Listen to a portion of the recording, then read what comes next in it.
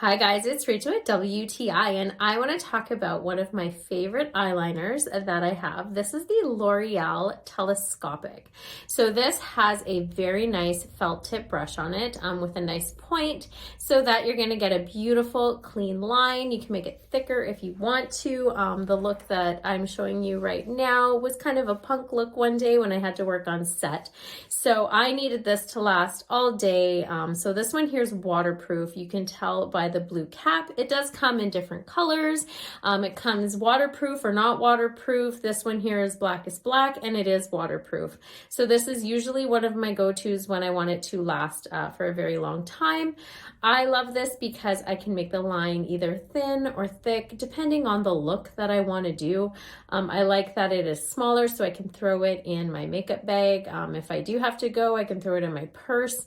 It's just a nice size and it does last for a very long time. So this has always been one of my go-tos when I know that I need a good eyeliner, but that's just my point of view.